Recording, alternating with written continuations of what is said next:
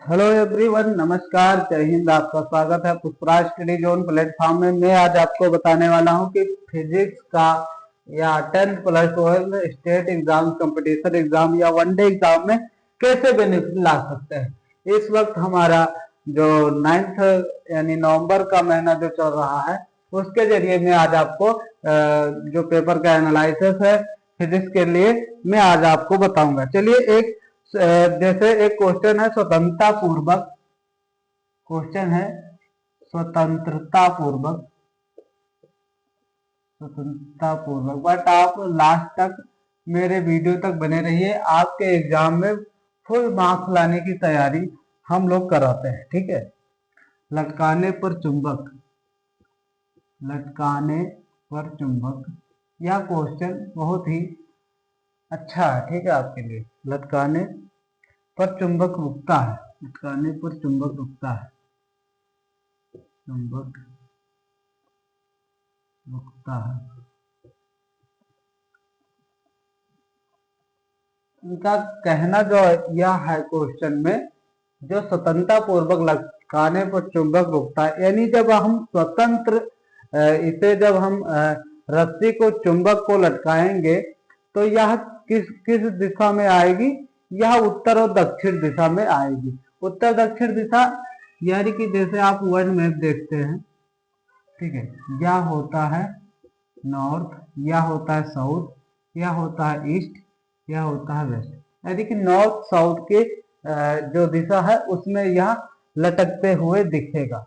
यानी कि जब हम चुंबक को एक धागे से पकड़ेंगे, उसको नीचे करेंगे, स्वतंत्र ऐसे ऐसे हिलता रहेगा, तो वह पूरब पश्चिम की तरफ बजाय वह उत्तर दक्षिण के ही लिए लटकेगा, क्योंकि उसका एक साइंटिफिक तौर तरीका भी है। क्योंकि जब वह अपना उत्तरी और दक्षिणी ध्रुव में लटकता है तो उसका एक कारण होता है कि वह स्वतंत्र होकर, क्योंकि उसको चुंबक तो घर्षण मिलता है, यानी कि चुंबक ही मिलता है कि नॉर्थ साइड में उसको चुंबक की आकर्षित चीजें करती हैं, उसको बुलाती है, ठीक है। चलिए, इसका मैं आपको आंसर बताता हूँ क्या होगा। स्वतंत्रता पूर्वक लटकाए गए चुंबक, स्वतंत्रता पूर्वक लटकाए गए चुंबक, लटकाए गए चुंबक, ठीक है। स्वतंत्रता पूर्वक जब लटकाएंगे चुंबक को तो उसे क्या कहते हैं? लटकाए गए चुंबक के सिरे सदैव, के सिरे यानी ऊंचे कदा, सदैव, सदैव क्या होगा? सदैव उत्तर और दक्षिण, सदैव उत्तर दक्षिण, ठीक है, उत्तर और दक्षिण दिशा में स्थिर हो जाता है, दक्षिण दिशा में स्थिर हो जाता है, स्थिर हो जाता है, ठीक है। मेरे जो समझाने का मतलब था, यानी कि मैंने पहले ही समझा दिया है, आप इसे लिख सकते हैं, ठीक है। दूसरा क्वेश्चन लेते हैं, आप इसे लिख लीजिए, ठीक है।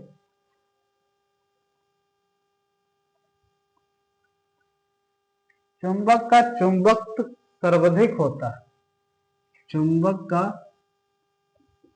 चुंबकत्व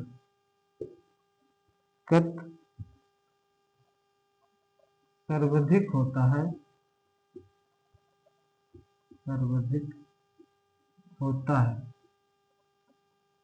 वह कौन सी चीज है? ठीक है, तो वह आपका है चुंबक का चुंबक के सिरों पर सर्वाधिक होता है। चुंबक का चुंबकत्व सिरे पर सर्वाधिक होता है, सिरे पर सर्वाधिक होता है,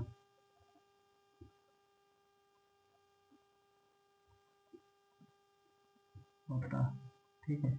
अगला जो क्वेश्चन है, अगला क्वेश्चन है कि 1 नैनोमीटर बराबर क्या होता है? क्वेश्चन है 1 नैनोमीटर बराबर क्या होता है? नैनोमीटर बराबर क्या होता है?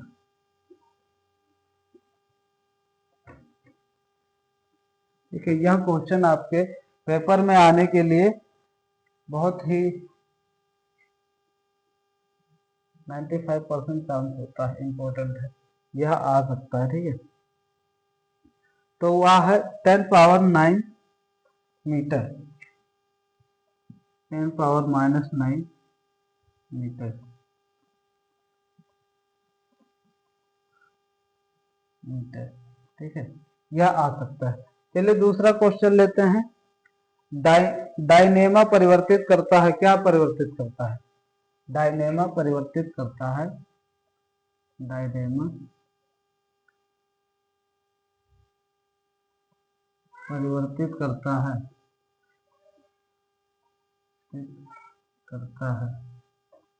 तो वह क्या परिवर्तित करता है उसके बारे में पूछा है। तो डायनामा विद्युत चुंबकीय प्रेरणा द्वारा, विद्युत चुंबकीय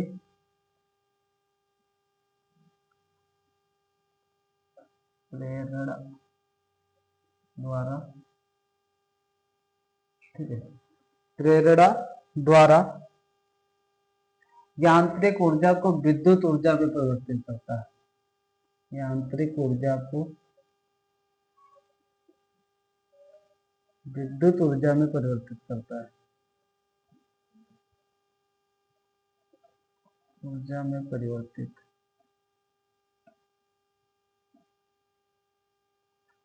ठीक है, इसे आप लिख लीजिए, उसके बाद में फिर मिटाते हैं।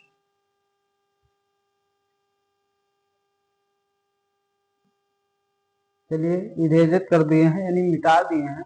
उसके बाद में शुरू करते हैं, अगला क्वेश्चन लेते हैं कि ट्रांसफार्मर प्रयुक्त होते हैं, किस लिए प्रयुक्त होते हैं? ट्रांसफार्मर फार्मर किस लिए प्रयुक्त होते हैं?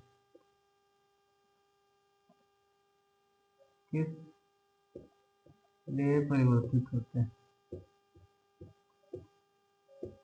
परिवर्तित होते हैं।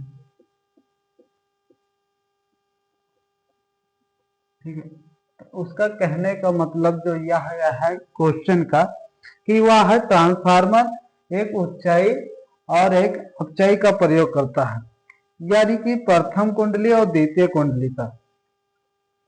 ठीक है, ट्रांसफार्मर टू टाइप्स,